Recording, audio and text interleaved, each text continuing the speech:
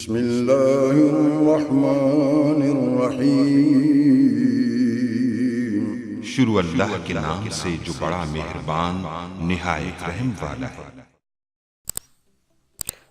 अस्सलाम वालेकुम गाइस। तो इस ट्यूटोरियल में हम जानेंगे कि आप कैसे जो हमारे पास कॉलम होता है और कॉलम का यानी कि एग्जिस्टिंग हमारे पास एक डेटाबेस और डेटाबेस में हमारे पास कॉलम है और उस कॉलम ये टेबल में जो हमारे पास कॉलम उसका हम चाहते हैं कि data type change. Data type मतलब कि किस तरह का हमारे पास डाटा टाइप हो, यानी कि इंटीजर हमारे पास हो, वार्चर वगैरह डेटाबेस में। तो इसको हम कैसे चेंज कर सकते हैं, या फिर अगर हमारे पास उसकी जो रेंज वगैरह होती है उसको कैसे चेंज कर सकते हैं। जैसे कि हमारे पास वार्चर नेम के लिए हमने वार्चर 3 लगाया हुआ है, तो हम चाहते हैं कि उसको इंक्रीज करके 10 कर दें। तो उसको हम कैसे चेंज कर सकते हैं, उसको हम क्यूरी के थ्रू भी कर सकते हैं, और ये जितने भी काम इन सबको हम क्यूरी के थ्रू भी कर सकते हैं और ग्राफिकल यूज़र इंटरफेस के भी थ्रू कर सकते हैं। लेकिन जो बेस्ट वे होता है वो क्यूरी के थ्रू होता है, इसलिए मैं आपको डिटेल के साथ क्यूरी के साथ बताऊंगा और ग्राफिकल के साथ भी आपको बता दूंगा। तो चलते हैं, हम एसक्यूएल सर्वर 2014 को हम ओपन करते हैं और उस पर मैं आपको कैसे करते हैं इसको एग्जीक्यूट इम्प्लीमेंट करके दिखाता हूँ।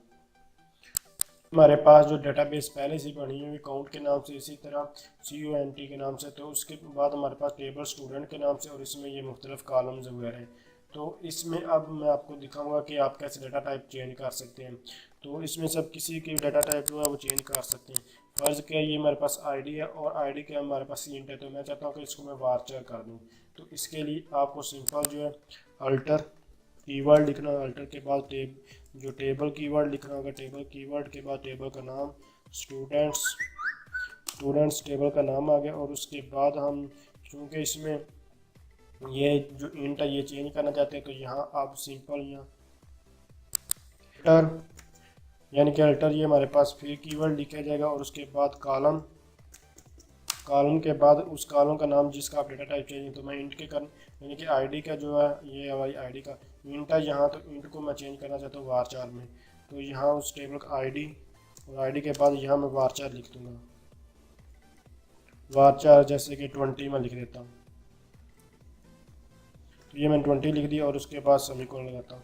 तो मैं आपको एक बार फिर समझा दिया। अल्टर जैसे कि अल्टर का तो हम यूज़ अल्टर में तो मतबादल यानी कि इसके बारे में अल्टर के बाद बता चुका हूँ। ये कीवर्ड है, उसके बाद टेबल है यानी कि ये कीवर्ड है, और टेबल का अगर नाम लिखा हुआ है, इसी तरह अल्टर फिर कीवर्ड है, और उसके बाद कॉलम है, कॉलम कीवर्ड है, और कॉलम के बाद उस कॉलम का हमने नाम लिखा जिसको हम चेंज करना चाहते हैं। और ये वार्चर डाटा टाइप यानी कि हम इंट टू वार्चर में इसको कन्वर्ट कर डाटा टाइप हो गया, उस वार्चर का हमने साइज दिया। तो इसके बारे में पहले जानना हुआ है हमें कि ये क्या चीज़ें होती हैं। तो अब सिर्फ इसको अब हम एग्जीक्यूट करवाते हैं, तो आप देखेंगे यहाँ हमारे पास वार्चर आ जाएगा। तो मैं इसको एग्जीक्यूट करवाता तो हमारे पास कमांड जो है सक्सेसफुल हो जाएगी। आप मैं इसको रिफ्रेश करूँगा तो आप देखेंगे कि हमारे पास यहाँ चेंज हो जाएगी। तो ये हमारे पास स्टूडेंट, और आप देख सकते हैं यहाँ हमारे पास वार्चर आ चुका है। तो इसी तरह आप ग्राफिकल जो है यहाँ से डिज़ाइन में जाएँ, और डिज़ाइन में जाने के बाद यहाँ से इधर से यानी आईडी को दोबारा इंटीजर वगैरह जैसे आप चाहें इसको चेंज कर सकते हैं। तो जिस तरह अगर आपको भूल गया या कोई भी को ज़रूरत है चेंज करना, तो आप इसको चेंज कर दो। यहाँ से यहाँ सिंपल इसको आप सेव कर सकते हैं, यहाँ क्लिक करेंगे तो इसके बाद ये हमारे पास सेव हो जाएंगे। सॉरी, ये मैं इसको जो में चेंज नहीं हुई इसलिए यहाँ ऑप्शन नहीं सेव का दे रहा, तो इसको मैं दोबारा इंटीजर में कर देता हूँ। तो अब ये हमारे पास यहाँ सेव, ये देख सकते हैं सेव स्टूडेंट्स के नाम से ऑप्शन दिए, लेकिन ये हमारे पास एरर दे रहा है। एरर इसलिए दे रहा था क्योंकि हमारे पास जो है यहाँ से अगर आप अपने ये सेटिंग नहीं की हुई, यानी कि टेबल डिज़ाइन में जाए, टेबल डिज़ाइन में जाने के बाद यानी कि यहाँ सॉरी ये टूल्स में जाएं, और टूल्स में आपको ऑप्शन मिलेंगे। ऑप्शन में जाने के बाद आप डिज़ाइन में जाएं और टेबल और डेटाबेस डिज़ाइन में जाएं, और यहाँ पर आप ये लिखा होगा नज़र है prevent saving change that require table recreation.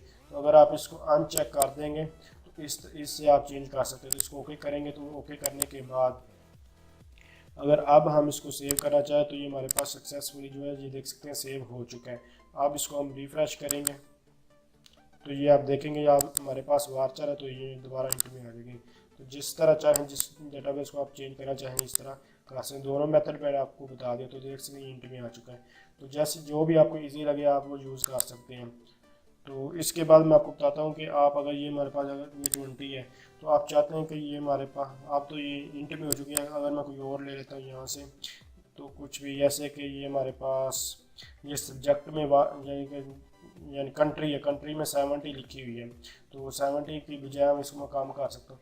लेकिन अगर आपके पास जो इंटीजर में यानी कि कोई डाटा एंटर है और वो आप जो इंक्रीज़ करना चाहते हैं वो तो इजीली कर सकते हैं, बेशक आपके पास डाटा एंटर है या नहीं।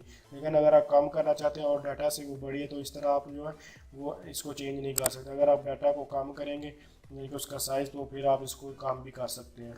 तो मैं आपको ये इसके बारे में बता, तो इसके लिए भी वही मेथड है, आपको कुछ भी नहीं करना, सिंपल।